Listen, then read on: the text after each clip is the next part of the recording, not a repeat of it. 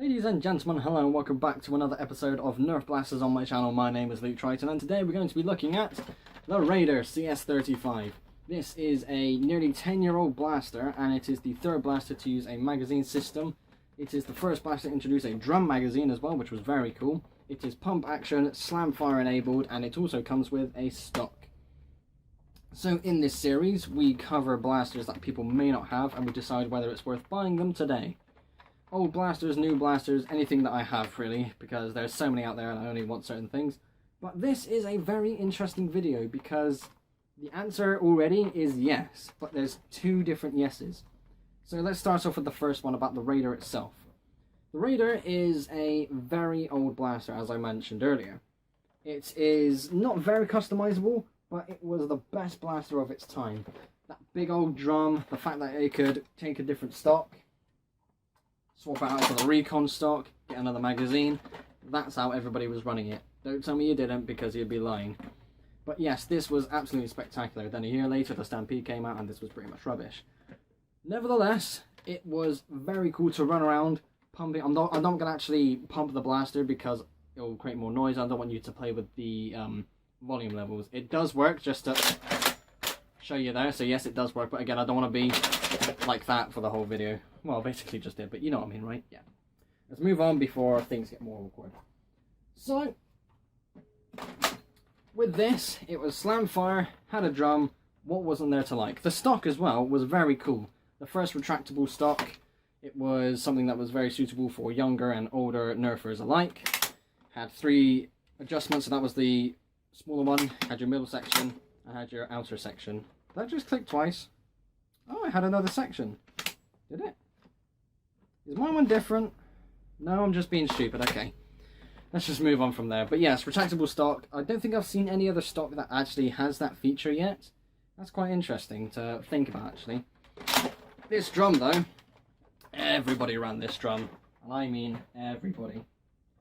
So this is a 35 dart drum. This was first introduced with the Raider and has yet to be introduced again since. I say that. I think that RC drone, what's it called, the Terror Scout? I think that came with one of these. But it only works with blasters that have sideways inputs because it's off-center. Over here is my 30 dart Infamous drum. I use this for all of my personal builds. Firstly, because it's around 30, that's a nice number to use. Secondly, it's centered, so it performs a lot better. Because this is off-center, this jams a lot. Then again, my one is pretty old, but still. It works so much better for blasters that have side inputs, not upwards inputs. Which is why you also saw people who use the deploy also use this blaster. So, as mentioned earlier, in this series we cover blasters and decide whether it's worth buying them today. So, I started off by saying yes to cover this, because this is still a very fun blaster, but I wouldn't recommend the Raider itself. This was re-released in the Elite line for the Rampage. Came with a smaller drum, but it's still the same blaster, better internals, but it was still that same pump action, slam fire fun. It was absolutely amazing. Didn't come with the stock though, which was a little bit disappointing, but it also allowed for more customization, so fair enough. So what's the other yes then? Let me take it apart again because I actually don't need these. The other is for modifications. This was one of the most modifiable blasters Nerf has ever made. Not to the actual blaster itself, but you could take this apart and integrate parts into other blasters. Let me show you what I mean. So, these are two tactical rails. They are very, very long. How long are they? Okay, so if I span my hand out like that, from tip to tip, like that, that's how long they are. I'm 21, so if you get your hand, it's pretty much the same size. But yes, this is a very, very long rail. I've seen people use these long rails, chop them up into, and create side rails for other blasters. The Raven obviously came up, which had I think it was the first blaster to have a side rail, which was pretty cool. But other people were doing that at the time, and it was really cool to see that. And this was the blaster they used because they have loads of rail space to use. This handle is a very cool handle, it's very comfortable, and they use this for grips as well. I have plans to take this apart and use it for a custom grip attachment of my own. So from here to the end was just barrel, that's it. I mean, it's all one solid piece. There was nothing to really play around with except for just taking off this end piece. But it was brilliant. It's not long strike long, but it was still long nonetheless. Is it longer than the... Hang on. I've never checked this. Is this longer than the Recon? Oh, it's just a little bit longer. Fair enough. But still, it was nice to have a much thinner barrel that you can customize yourself. That's pretty cool.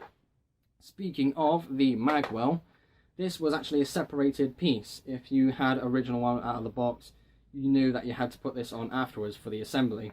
You could take this apart and take this off as well, but it was just brilliant to be able to take this off and put this into other blasters. It's not centered. If you could you see that? Potentially.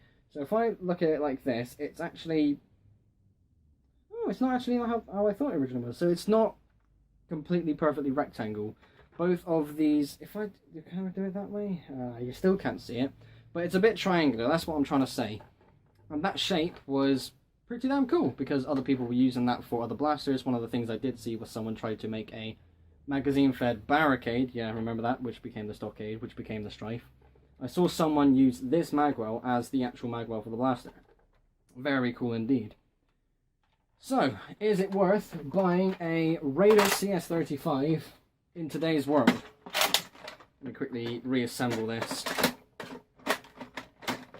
Oh, don't you dare jam on me now. Shit.